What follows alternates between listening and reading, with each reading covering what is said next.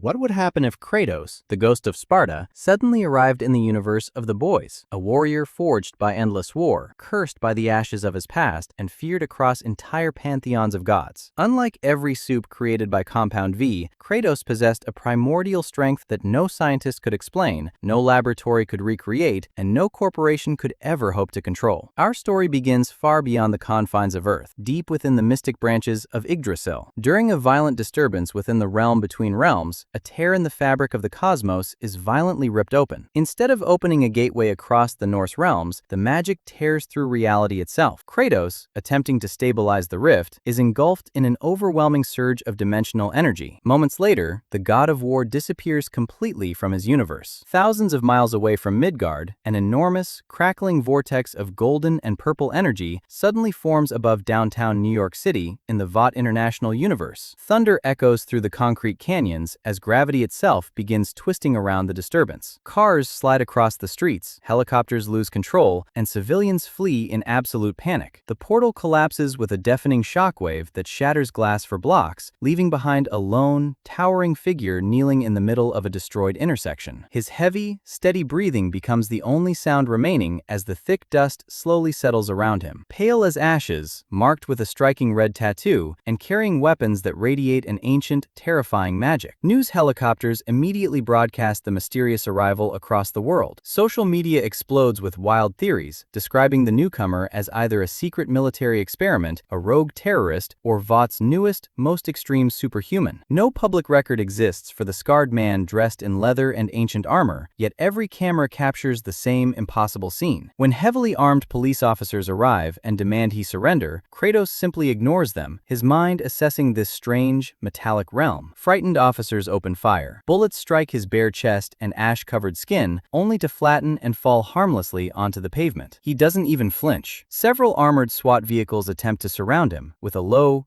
Kratos draws the Leviathan Axe from his back. Without making a single unnecessary movement, he slams the blade into the asphalt. A shockwave of pure, biting frost erupts outward, instantly flash-freezing the vehicles, locking their tires, and encasing the engines in solid ice. He walks away from the destruction as if nothing around him could possibly matter, leaving the authorities completely paralyzed. Inside Vought Tower, executives scramble frantically to understand the situation before public panic spirals out of control. Stan Edgar stands in the command center, his face unreadable, as he orders every available intelligence team to uncover the stranger's identity. Homelander, floating arrogantly above the city, dismisses the reports as just another publicity stunt or a low-tier soup throwing a tantrum. Queen Maeve remains unconvinced after reviewing the footage, noting the absolute lack of effort it took to freeze solid steel. Black Noir silently studies the recordings, recognizing that no ordinary soup possesses magical frost abilities remotely similar to what the cameras captured,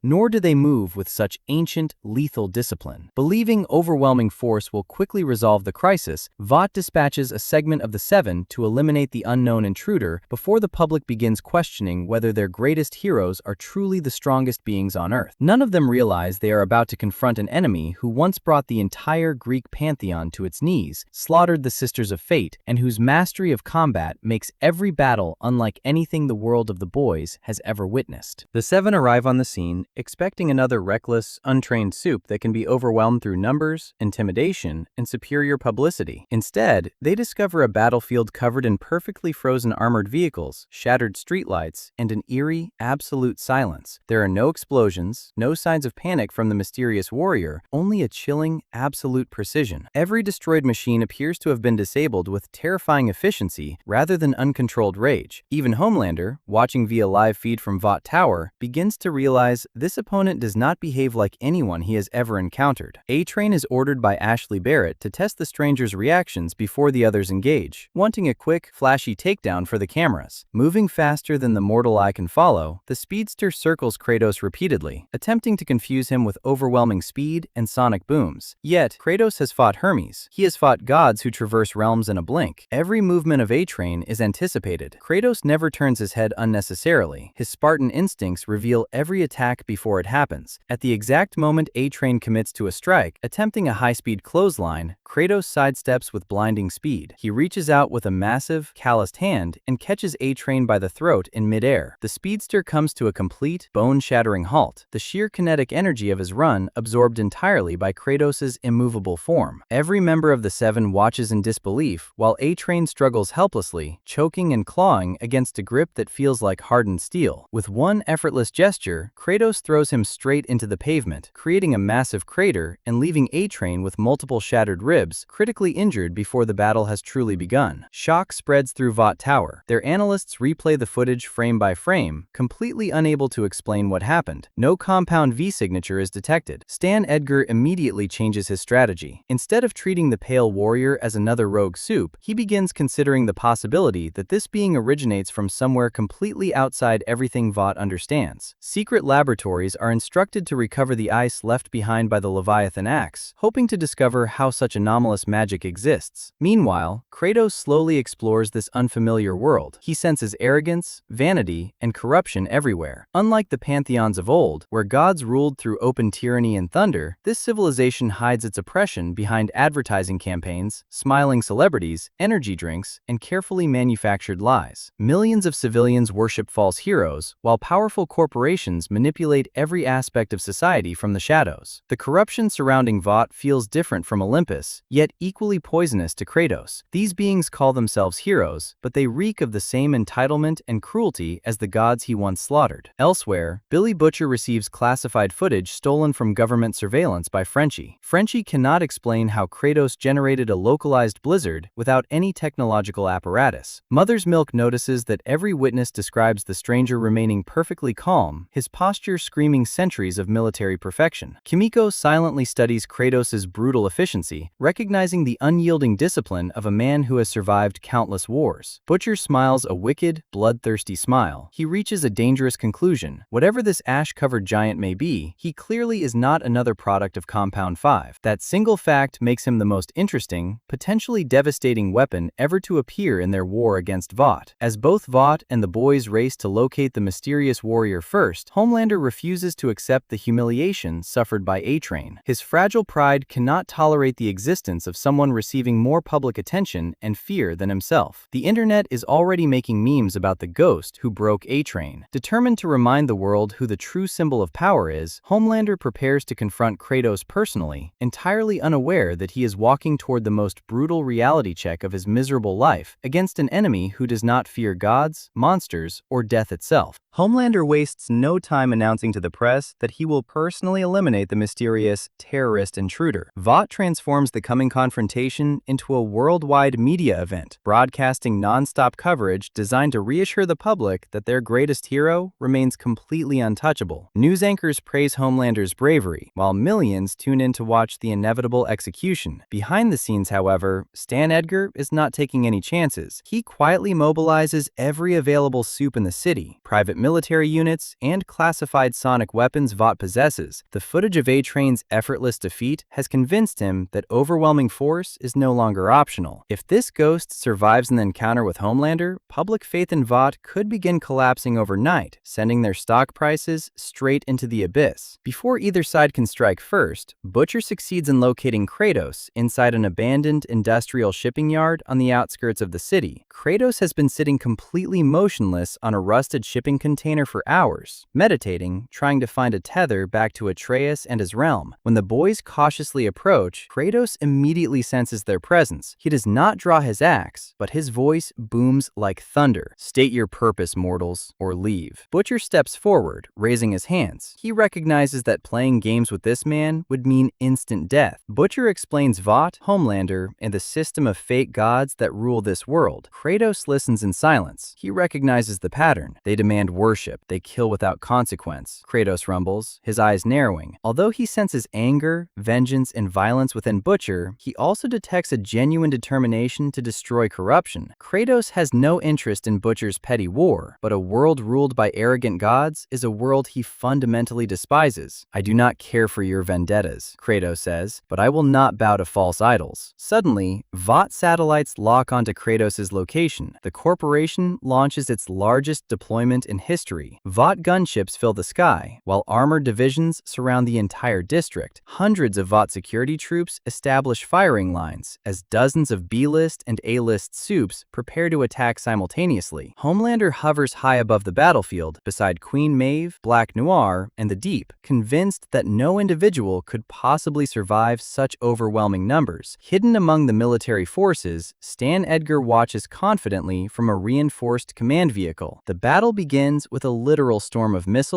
artillery shells, and heavy machine gun fire. Explosions consume entire city blocks, reducing the shipping yard to burning rubble and twisted metal. The onslaught lasts for 3 full minutes. The boys barely escape into the underground sewers, forced to leave Kratos behind in the inferno. When the smoke finally clears, the Vought forces pause, waiting for the dust to settle. Out of the flames, Kratos steps forward. His guardian shield is deployed, glowing with intense energy, having absorbed the brunt of the kinetic impact. His skin is unburned. His eyes are blazing with a familiar, ancient rage. Before anyone can issue a retreat order, Kratos reaches to his back. He draws the blades of chaos. The heavy chains rattle, echoing across the silent battlefield. The blades ignite with primal, unquenchable fire. With a mighty roar, Kratos lashes out. The glowing blades cut effortlessly through tanks, armored vehicles, and fortified positions as though they were made of parchment. Every precise swing, every devastating arc, dismantles another section of Vought's assault. The fire of Ares consumes Vought mercenaries by the dozens.